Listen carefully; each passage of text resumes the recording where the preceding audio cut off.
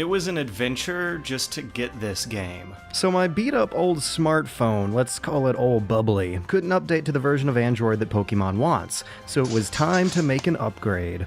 So I got a Samsung Galaxy On 5, which seemed to tick all the boxes I want for the $70 to $80 price range, but even that turned out to not be good enough.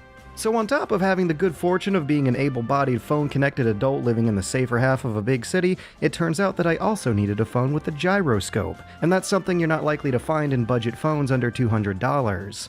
And if you know how much I love to rail against the conspicuous consumption of plastic, then you know I'm probably not the kind of guy to spend $200 on a cell phone.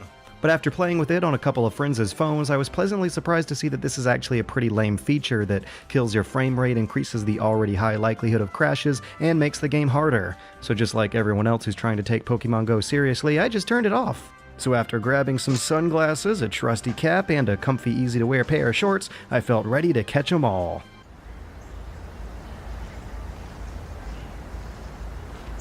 I'm finding another interesting problem here. I'm swiping the little green concert marker Pokestop over and over again, and it won't dump its garbage all over me because I guess Europe's taking up all the bandwidth or something. That's probably wrong, but screw you, Europe.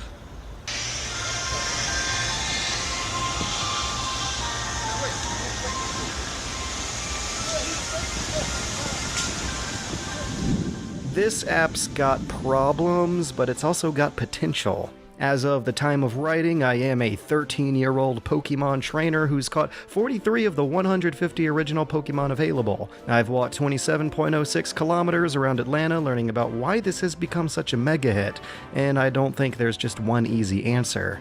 There are several, and the first I noticed was, time dilation. A trippy astrological concept describing how things moving really fast experience time slower than things not moving really fast. And in our case, that concept is a way to understand how to leverage free-to-play energy timer mechanics on a stupid cell phone game. Because time and timers are the bane of this whole market. It's why Dungeon Keeper Mobile was so panned. Who wants to wait nearly 30 minutes to make the next move? Unless developers figured out how to make 30 minutes not feel like that long of a wait at all. Pokemon Go has countdown timers, both visible and invisible, keeping you from doing new actions unless you walk around.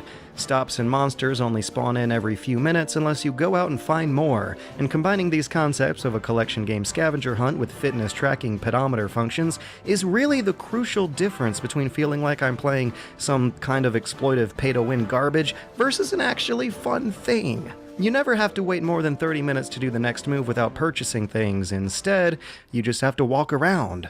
So instead of ending up in competition against Facebook or Twitter for your free time on the toilet, playing Pokemon Go is a fully fledged activity, because going out for a walk is an activity. These wait times seem relatively shorter when you're walking, and while walking is slow as hell, it also conveys a constant sense of movement and progression. The end result is that you can spend 6 hours walking around the city playing Pokemon Go and feeling like you've made some real progress along the way, striking time against movement to spark up a feeling of accomplishment that wouldn't have happened without either. I did a video about fitness tracking cell phone games a couple years ago, and the problem they seemed to be facing was how to effectively abstract gameplay mechanics into running around with the GPS turned on. Zombies Run did it best, but even then its method was to randomly interrupt an audio drama interrupted by your running music, interrupted by a robot text-to-speech talking about your loot drops. Collected a pack of underwear. It was weird. Pokemon, on the other hand, is a language everyone understands. The mental image of Pokemon hiding in the tall grass of your very own backyard is easy to picture. It's an easy metaphor to turn into an AR game, though its language still isn't perfectly legible. What even is a Pokestop? What object am I spinning with my finger? Why are all these valuable goods scotch taped on the other side, and who keeps putting them back there? And this one still won't dump all of its garbage all over me. Unfortunately, the cool ideas behind the game are locked inside an app that wasn't ready for launch. On top of Pokestops not dumping their garbage all over you, the app is real finicky about when it'll even let you log in. Uptime is spotty, playing on peak hours is preposterous. Sometimes you do the really good thing and catch a super rare Pokemon you really want, and the camera just hangs there, on that final deciding moment forever. The risk of freezing on catching a Pokemon makes you really not want to catch Pokemon on this game all about catching Pokemon.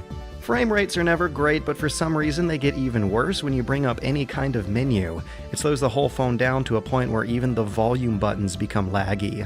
And that's really bad engineering grinding against really good ideas. Pokemon Go may already be a mainstream smash hit success, but it's really just hinting at the popularization of a wacky, weird new kind of game genre, one that changes the way people interact with their world. I remember the first night I had this game installed, I headed over to Old Fourth Ward Park because someone had dropped a lure module. There were a bunch of cool kids hanging around with speakers playing Vaporwave.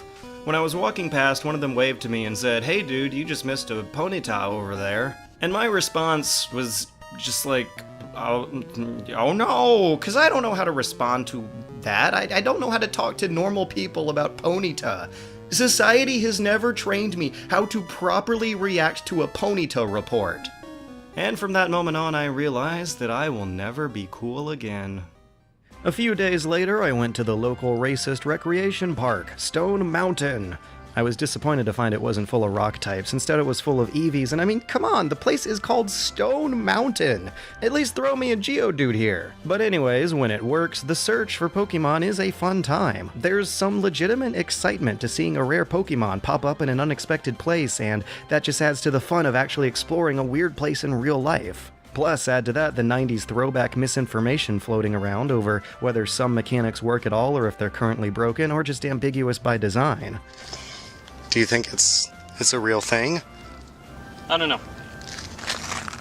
I mean, I was reading the thing about this is how nearby works, and then when I searched it, there was also a bunch of articles that were recent that's like nearby is broken and has been since launch. So,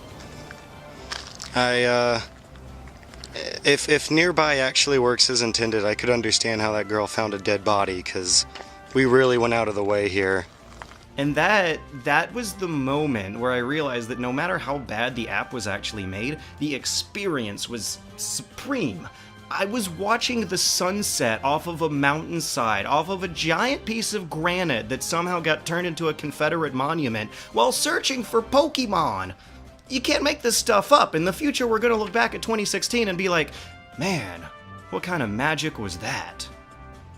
Anyways, that was also the day I got into the pseudo PvP gym combat system, which is when you're going to want to care about the bit of a resource management and team optimization there is to do here. But when that combat's actually happening, your animation cooldowns have attacks fading into each other faster than if you risk the dodgy swipe detection to dash out of the way, so just spam tap.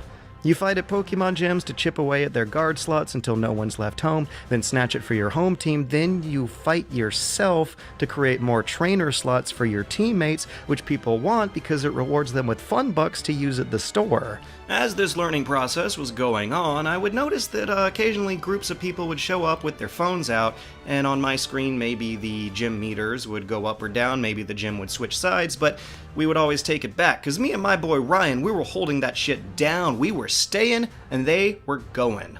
And that clued me into how this social scene has developed. Teams work best if you have multiple people hitting specific spots in real life together. So this is a game about forming imaginary gangs with your friends to hit up other imaginary gang hideouts to fight over imaginary Pokemon parking spots. And since it's themed with the cartoony, nerdy, childish shenanigans of Pokemon, everyone's doing it and everyone thinks it's hilarious. Getting to the point where we're shouting jokes across parking lots at strangers. alright, let me get him within range. Say what? Yep. What team? What team are you? Best. Which is the best? Growlithe. Growlithe just showed up right here. Nice. Don't tell them that! What? No!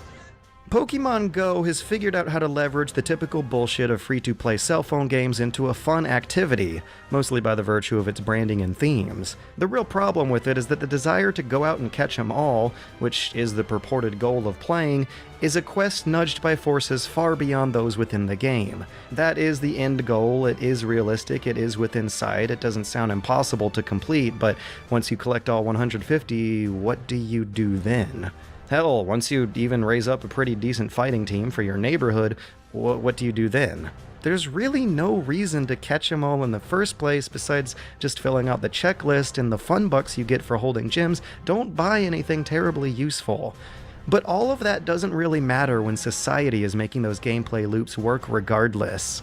Right now, there are no less than 6 active Facebook groups for this just in my city alone. The largest one has over 4,000 members. Over the past week, there were events happening every day, literally. Pub crawls to political discussions. This bar crawl in Columbus even issues color-coded wristbands to get people organized in the right teams and avoid cover charges.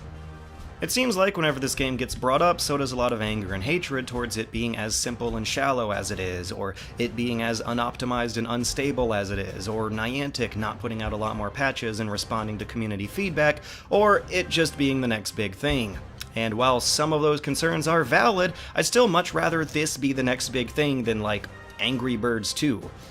And also, I don't doubt that another developer is going to try to make a big AR mainstream phone game hit, cashing in on this one's success. And the funny thing is that it might actually be better, but I think the bigger story here is that Pokemon Go is giving hundreds of thousands of people, maybe even millions of people, something to do. And a lot of those people are people who otherwise would have nothing to do. It gives people a reason to explore the cities they've always lived in and connect with the people they've always lived around. And while I'm really happy that it's a video game that made that happen, I'm also really baffled by how much cynicism it would actually take to think of this as being a bad thing.